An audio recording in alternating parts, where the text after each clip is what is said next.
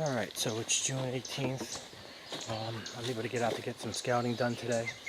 What I'm going to do now is going to take a quick walk to check a few trail cameras that I put up last time I was here. I had put one about 60 yards away from that one bed I found, and I had put one other one about 300 yards just on a heavy trail just to see what's walking through. So I'm going to check some of those cards and then get right out of here. I'm not spending too much time in this area. And then from there, I'm going to check out another set of marshland and see what we can find there. Hopefully get another spot or two picked out. So I'm going to head over down to this buck bed. I'm going to take a look inside of it one more time just to see if it's getting any use.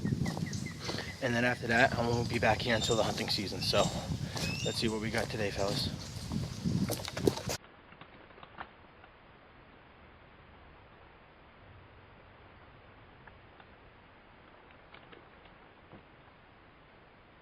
This place is loaded with ticks.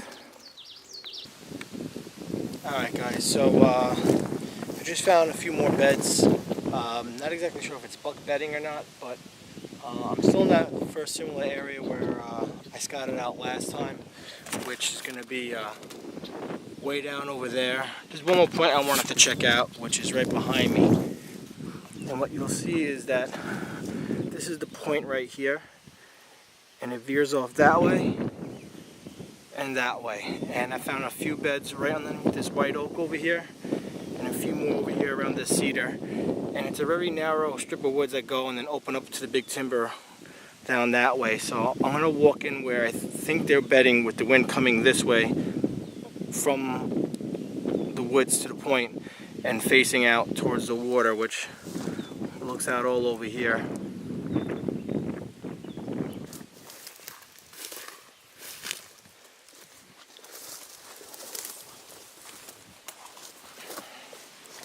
And you can see they come right over here. This is where I found the bed, right in this little area, and I did find hair in it. And if you get down into his bed at his level, he's completely covered all the way around. And if he hears something, he just gets up and he can survey the area, looking right out in front of him or behind him. And then the exit trails are leading, I can see, right out this way, hooking around, and also right through this way, where there's another bed right here, and there's a few more beds right over there around that grass. Obviously, a deer bedding with the wind coming. Oh shit!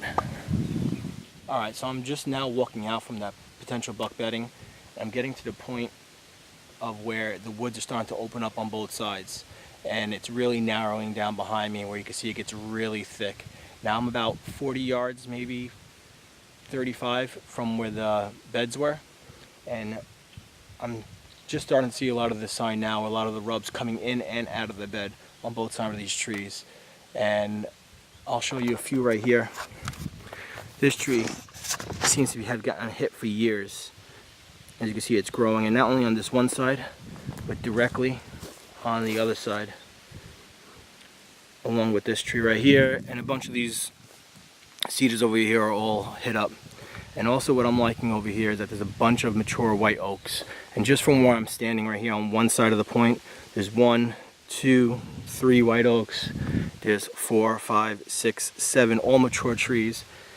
And as you get back behind over here, which is south going north, there's even more mature oaks, and it actually opens up a lot over there, which I'll take you guys over there to see. And this might be really good for an early season spot, especially when some of the winds are still coming from the south on those warm days. And the best thing we're probably to do is hunt this on a southeast or southwest, a little bit of an off wind going to each side of the point, where I can hug one side, and my wind will be carried out into the marsh and not directly into the beds. So potentially get them coming out, and I can get in here very quiet and set up in one of these oak trees where I'm going to have great cover behind me. So I'm happy about this spot, and I'm going to continue walking and see what else I can find. Here's also a nice little rub I found That's also must have been getting hit for years, and you can see some of the tine marks scratching up the backside of the bark. And this is where I said where it starts to open up. And what I like about this, I'm seeing a lot of old rubs, which I mean this is being used probably year after year after year. And then it really opens up almost into like a small little field. And as you get into these open fields, you start getting a little bit more of the red oaks, which they'll probably hit a little later in the year. Which even now, I'm probably about 60 yards, 75 yards from the bed, which is directly behind me over here. And as you can see, as you start getting to the point, it starts getting a lot thicker. I think over here it might be a little bit more tricky. Though it's still in the field, I think they might hug this side a little bit more. It's a little bit more thicker. But, I mean, there's shooting lanes all out through here. And I can still hug either side of this marsh. So, when the wind's coming down this way, get a little bit of wind, set up in like one of these trees for this, for instance, and have my wind being blown out over as they're coming over here.